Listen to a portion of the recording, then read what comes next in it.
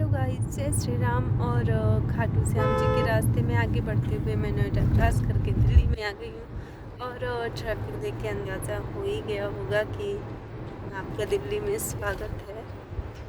तो हमारी तरफ बहुत सारे लोग निकलते हैं कि सुबह में भीड़ नहीं होगी, तो जल्दी जल्दी हम टाइम पर अपने डेस्टिनेशन जहाँ भी जा रहे होंगे पहुँच जाएंगे।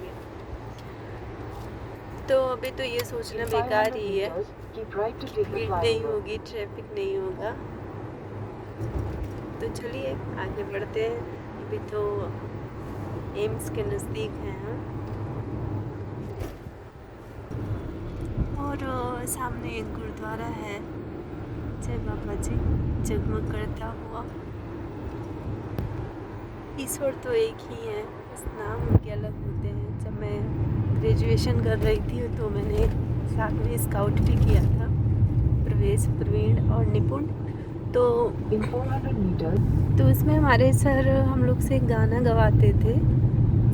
हर देश में तू, हर वेश में तू, तेरे नाम अनेक, तू एक ही है। तेरी रंग भूमि या विश्व धरा, हर खेल में मेल में तू ही तो है।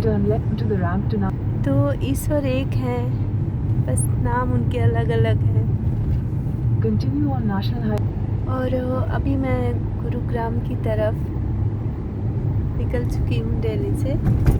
तो गुरुग्राम की तरफ टर्न लेते ही झरने कितने कलरफुल, कितने सुंदर से दिखाई पड़े अभी।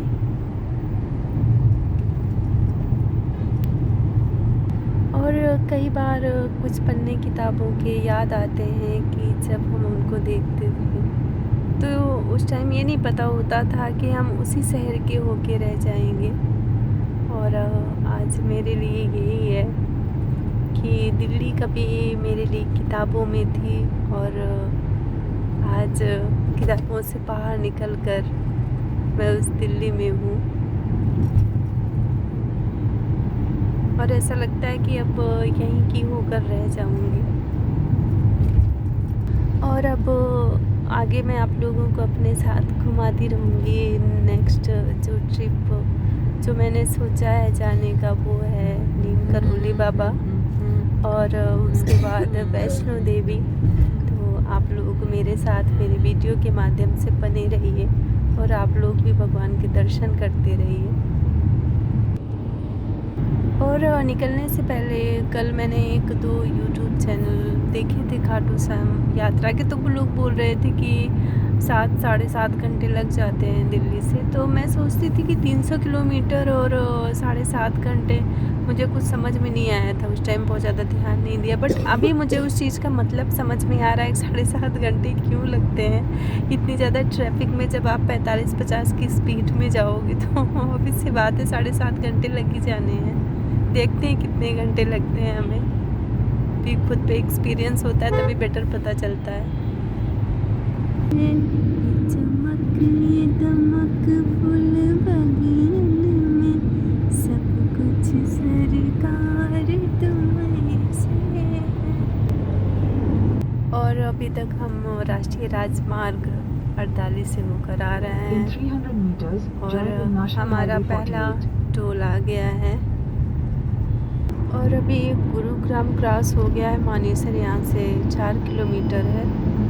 और सूर्य भगवान के दर्शन अभी तक नहीं हुए, 7:18 हो रहा है। देखने वाली बात ये भी होगी कि सूर्य भगवान के दर्शन कहाँ पर होते हैं। वो तो जाएंगे क्योंकि सुबह हो गई है, उजाला हो रहा है, तो कहीं तो सूर्य भगवान निकल रहे होंगे। और मानेसर की मार्केट है, मुझे लग रहा है गवर्नमेंट जो सड़क है वो चौड़ी कर रही है और चौड़ीकरण के चलते जो सामने की शॉप्स हैं वो सारी थोड़ा टूटी टूटी सी लग रही हैं आगे साइड को। और ज़रूरी भी है क्योंकि ट्रैफिक और लोग इतने ज़्यादा हो रहे हैं। अगर सड़कों का चौड़ीकरण नहीं हुआ तो बहुत दिक्कत हो जाएगी भविष्य में। तो चीज़ें टाइम से सही हो जाएं वो बहुत ज़रूरी है।